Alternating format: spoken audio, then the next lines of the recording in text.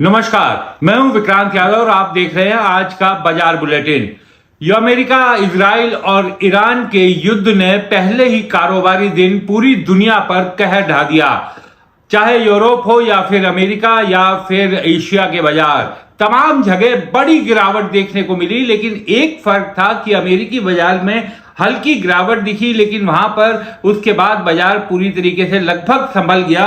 लेकिन यूरोप और एशिया के बाकी जगह की अगर हम बात करें, चाहे हम चीन की बात करें, जापान की बात करें या फिर अपने देश भारत की बात करें, तमाम जगह बाजार में गिरावट देखने को मिली। भारत में बाजार करीब 2% तक गिरा, हालांकि बाद में थोड़ा संभला और 1.24% गिरावट पर बंद हुआ।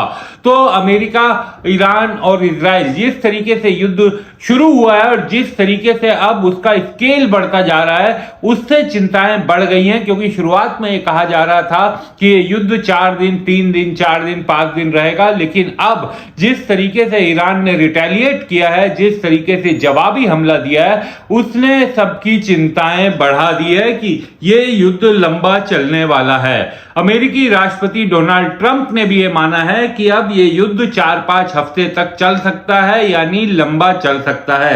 अब सबसे बड़ी समस्या क्या हो गई है कि तेल का बड़ा संकट हो जाएगा।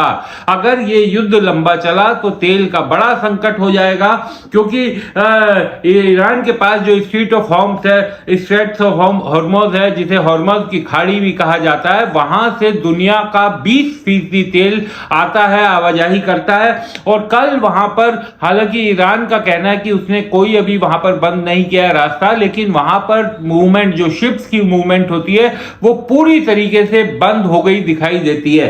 और अगर ये लंबा चला, अगर ये बंद लंबा चला, वहां से मूवमेंट नहीं हुई, तो दुनिया भर पर तेल का संकट पड़ सकता है। और तेल का संकट अगर बढ़ेगा तो आप ये समझिए कि हर चीज पर उसका सीधा असर पड़ेगा।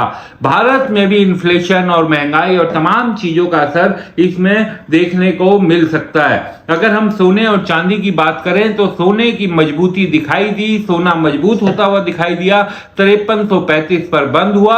और सोने में ये दिखाई दे रहा है कि सोने के रेट जैसे जैसे युद्ध, क्योंकि स्थिति विकट बनती है, तो सोने को ज्यादा खरीद उसकी होने लगती है। लोगों को लगता है कि अब सोने के दाम मजबूत रहेंगे और महंगाई के खिलाफ एक हेज के रूप में तो हमेशा देखा ही जाता है सोने को।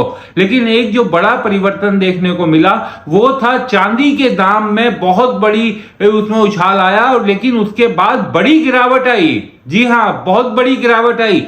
96 तक पहुंच गया था चांदी का दाम, $96, लेकिन बाद में वो 89.73 पर जाकर बंद हुआ, यानी कि $6 से भी ज्यादा की गिरावट।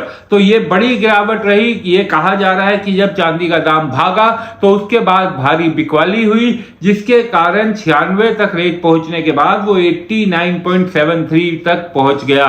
और यानी भारतीय रुपए में अगर हम बात करें 2,86,000 के करीब ये बनता है। तो अब सोने और चांदी, इन दोनों पर सबकी निगाहें इसलिए भी रहेगी क्योंकि ये कहा जाता है कि जब युद्ध की स्थिति बनती है तो इनकी चाल तेज हो जाती है। और सोने और चांदी को लेकर तो जेपी मॉर्गन ने 6300 का कहा हुआ है कि वो वहां तक जा सकता है। जेफरीज ने 6600 का कहा हुआ है इस साल के अंत का। लेकिन क्या अब सोने के दाम और तेज रफ्तार से भाग सकते हैं, ये एक बड़ा सवाल बन गया है। और युद्ध अगर लंबा चला तो कुछ भी हो सकता है, क्योंकि युद्ध पर काफी कुछ निर्भर करता है। अभी 5335 पर बंद हुआ, और क्या ये 6000 की तरफ भागता हुआ दिखाई देगा? क्योंकि युद्ध की स्थिति में ये तमाम चीजें देखने में आती है कि आपका शेयर बाजार में भले ही गिरावट आए, लेकिन सोने और चांदी को हमेशा से युद्ध और जिस तरीके की इनस्टेबिलिटी, अस्थिरता, अनिश्चितताएं और ये सब चीजें बहुत पसंद आती हैं, तो सोने के रेट बढ़ने में वो सहायक साबित होते हैं।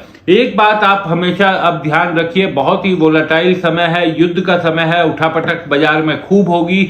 जैसे चांदी में आप देखिए 96 तक पहुंचा, उसके बाद 89.73 पर जाकर बंद हुआ, तो भारी बिकवाली हुई। इसी तरह की उठापटक रहेगी। बहुत ही सोच समझकर अपना निवेश करिए, अपने सेबी रजिस्टर्ड एनालिस्ट से बात करके कीजिए। और इस समय अगर थोड़ा आप ये सोच समझ के और कम निवेश करेंगे तो शायद ज्यादा सुरक्षित रहेंगे। कहेंगे, लेकिन अपने सेबी रजिस्टर्ड एनालिस्ट से जरूर पूछिए और किसी भी फोमो में मत फंसिए कि युद्ध हो गया तो इतना प्रॉफिट हो जाएगा, अगर युद्ध बढ़ा सोने के दाम चांदी के दाम इतने बढ़ जाएंगे। ये जो सोशल मीडिया पर फोमो की खबरें चलती हैं उनसे थोड़ा बचिए, अपना दिमाग लगाइए, अपनी बत्ती जलाइए, और क्योंकि पैसा आपका है तो नफा और नुकसान भी आपका ही होगा।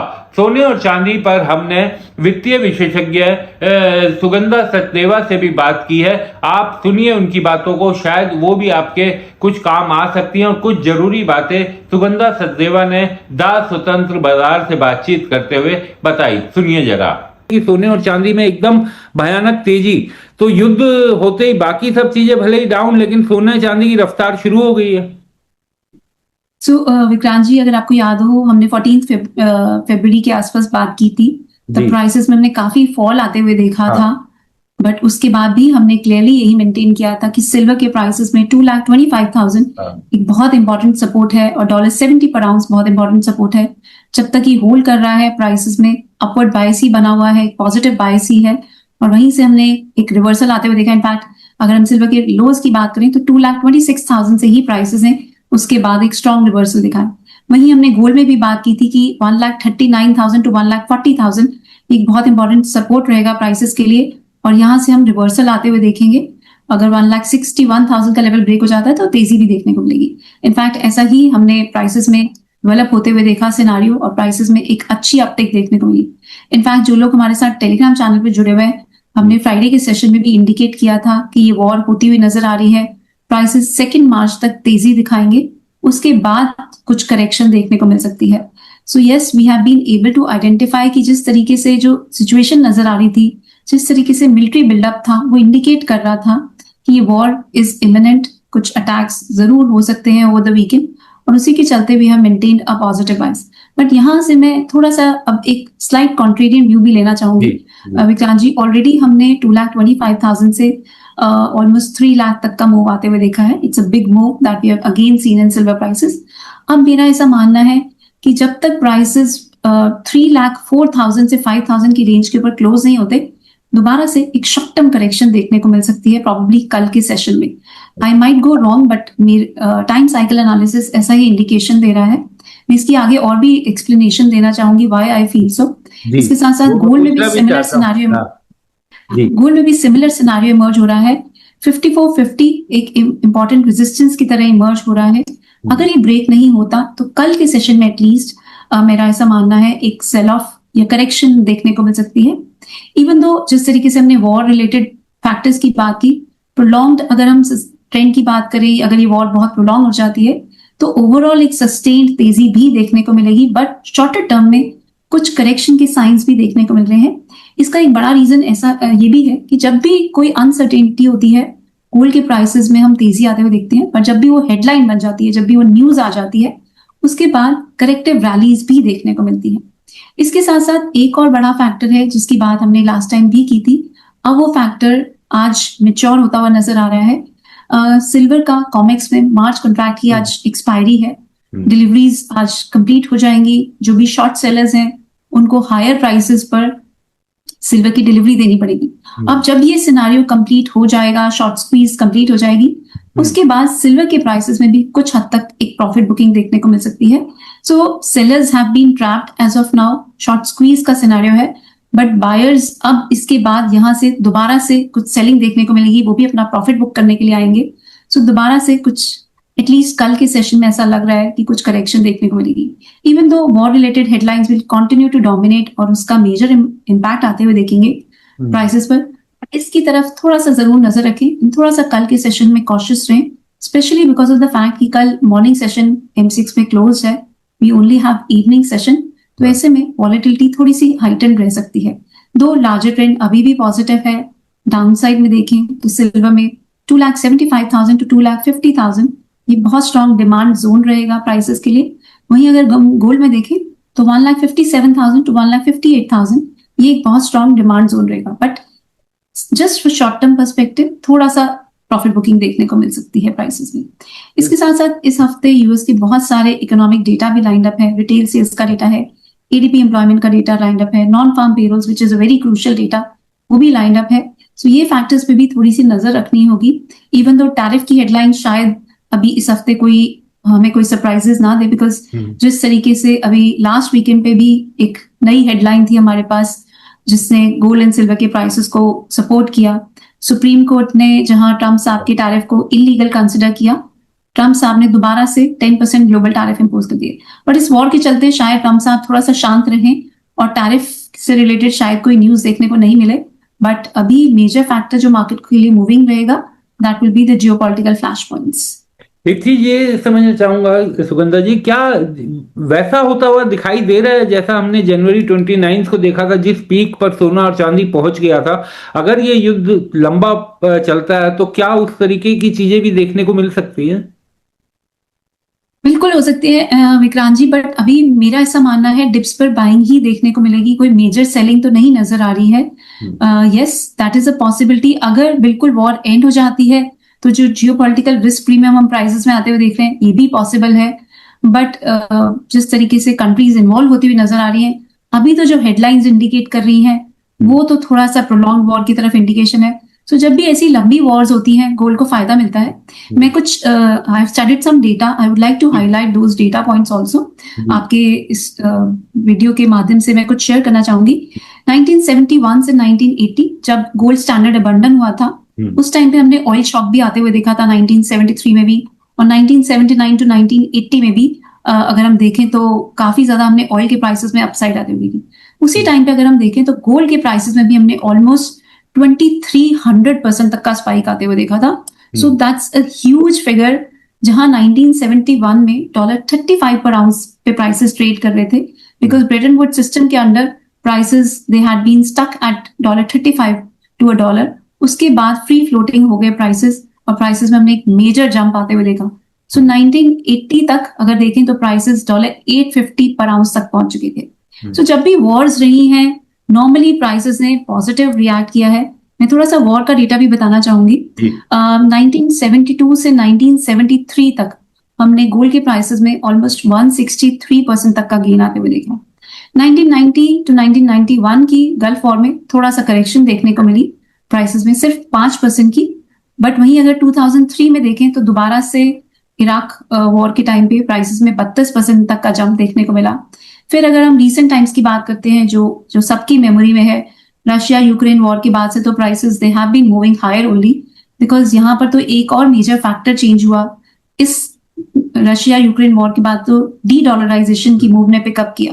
उसके बाद से constantly prices have been moving up, और हम हायर ट्रेजेक्टरी पे ही प्राइसेस को जाते हुए देख रहे हैं। Another point, Israel Hamas war in 2023 October, उसके बाद से there has been no single quarter जहां हमने गोल्ड एंड सिल्वर के प्राइसेस में गेन्स नहीं आते हुए देखे। It's been consecutive upside move since October 2023। So ये रैली अभी भी लग रहा है ओवरऑल कंटिन्यू करेगी, इवन दो इन बिटवीन अगर कोई जियोपॉलिटिकल डायनामिक्स चेंज होते हैं या कोई मैक्रो इकोनॉमिक लैंडस्केप में कोई मेजर टैरिफ रिलेटेड कोई हेडलाइंस चेंज होती हैं। अनलेस दैट हैपेंस, अभी तो प्राइसेस ओवरऑल पॉजिटिव रहेंगे, इन बिटवीन करेक्शंस आती रहेंगी। सो बेटर यही है कि आप गोल्ड एंड सिल्वर को अपने पोर्टफोलियो में जरूर एक जगह दें, और एटलीस्ट 15 to 20% आप एलोकेशन गोल्ड एंड सिल्वर में कर सकते हैं। एक लेवल पर कभी भी पूरी बाइंग ना करें, बिकॉज आपको इन बिटवीन अपॉर्चुनिटीज मिलती रहेंगी to buy at slight lower levels.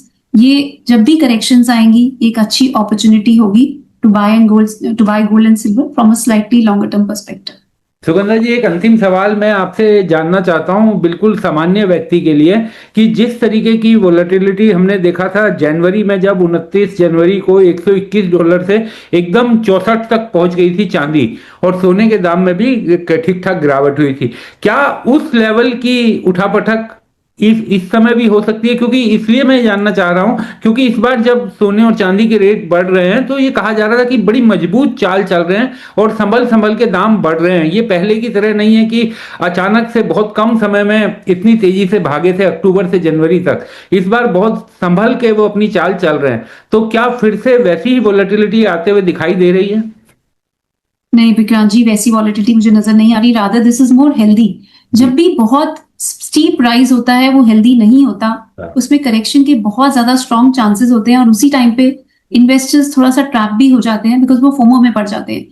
इसकी बात हमने लास्ट टाइम भी की थी, बट अब जिस तरीके से प्राइसेस ने बहुत मेजर कंसोलिडेशन दिखाई है, स्पेशली अगर मैं सिल्वर की बात करती हूँ तो 2,25,000 का लेवल एक बड़ा सेक्रोसैंट लेवल बना हुआ है। जब तक ये होल्ड कर रहा है तब तक बायस पॉजिटिव है। इवन तो अगर ये ब्रेक भी हो जाता है तो मैं मानती हूँ 1,80,000 वो भी बहुत अपॉर्चुनिटी, एक स्ट्रॉन्ग अपॉर्चुनिटी बनेगी सिल्वर के प्राइसेस में एक्यूमुलेशन के लिए। बिकॉज जैसे मैंने एआई की बात करी, एआई में अभी सिल्वर का यूज बहुत बढ़ने वाला है। सैमसंग ने जो सिल्वर कार्बन बैटरी को इन्वेंट किया है उसमें भी पहले जो नॉर्मल बैटरीज होती थी इलेक्ट्रिक व्हीकल्स की, उसमें 20 ग्राम सिल्वर लगती थी।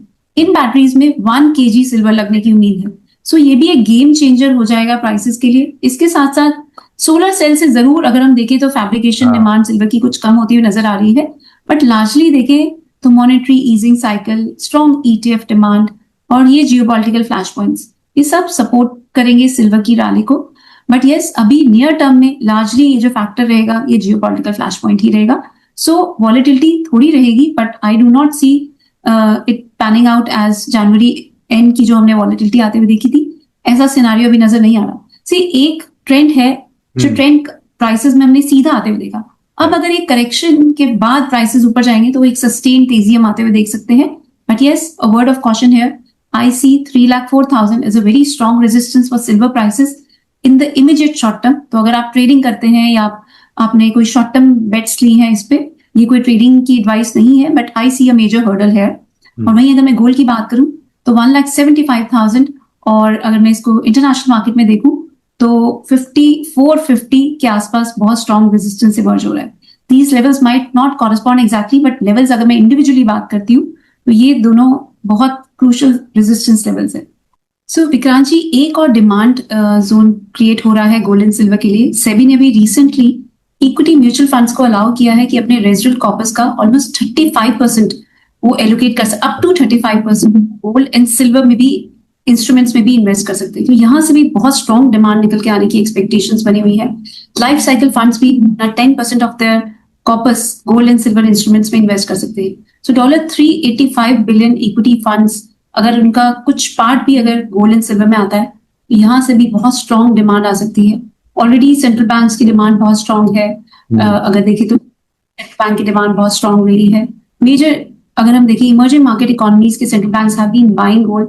रिटेल डिमांड भी ओवरऑल काफी स्ट्रॉन्ग रही है। वेस्टर्न वर्ल्ड में भी धीरे धीरे डिमांड पिकअप कर रही है, और अब इंडिया की mutual funds have also been allowed. So आपके पोर्टफोलियो में एक इनबिल्ट आपको डाइवर्सिफिकेशन मिल जाएगी। आपको अलग से gold and silver probably investment करने की जरूरत भी नहीं रहेगी। सो इनबिल्ट आपके पोर्टफोलियो में एक हेज हो जाएगा, एक नेचुरल हेज अवेलेबल हो जाएगा। सो जब भी रिस्की एसेट्स थोड़ा कम परफॉर्म करेंगे, गोल्ड एंड सिल्वर आपके पोर्टफोलियो को बेटर रिटर्न्स प्रोवाइड कर पाएंगे। सो यहाँ पर भी ओवरऑल इससे भी गोल्ड एंड सिल्वर के प्राइसेस को काफी सपोर्ट मिलता हुआ नजर आएगा। बहुत बहुत शुक्रिया सुगंधा जी, आप हमारे साथ जुड़ी, चर्चा में शामिल हुई। और दर्शकों से एक ही अनुरोध की, इस कार्यक्रम का उद्देश्य आपको तमाम वो कारण और तथ्य बताना होता है, जैसे सुगंधा जी ने आपको तमाम चीजें समझाई और ये बताया कि किस तरीके से जो पिछले युग थे उनमें क्या क्या स्थितियां बदली थी, कैसे उनमें भाव चढ़े थे। तो आपसे यही उम्मीद, यही आपसे कहना है कि आप अपना जो भी करें निवेश, वो अपने जरूर सेबी रजिस्टर्ड एनालिस्ट से बात करें। और वोलेटिलिटी रहने की संभावना है बाजार में, तो बहुत ही सोच समझ कर करें और उस तरह के फोमो फैक्टर में ना पड़ें कि उधार लेकर या अपना सारा सेविंग एक ही जगह आप इन्वेस्ट कर दें। उन सब चीजों से आप सभी को हमेशा बचना चाहिए। बहुत बहुत शुक्रिया सुगंधा जी। विक्रांत जी, मैं भी अपना डिस्क्लेमर देना चाहूंगी। मेरी पर्सनली M6 में कोई पोजीशन नहीं है। हमने यहाँ पर जो भी डिस्कशन किया that is only for knowledge and awareness purposes, but yes I do have exposure to metal stocks as well as defence stocks. आप कोई भी ट्रेडिंग या इन्वेस्टमेंट का डिसीजन लें, किसी भी सेबी रजिस्टर्ड रिसर्च एनालिस्ट से कंसल्ट करें या अपने इन्वेस्टमेंट एडवाइजर से कंसल्ट करें। बहुत बहुत शुक्रिया सुगंधा जी।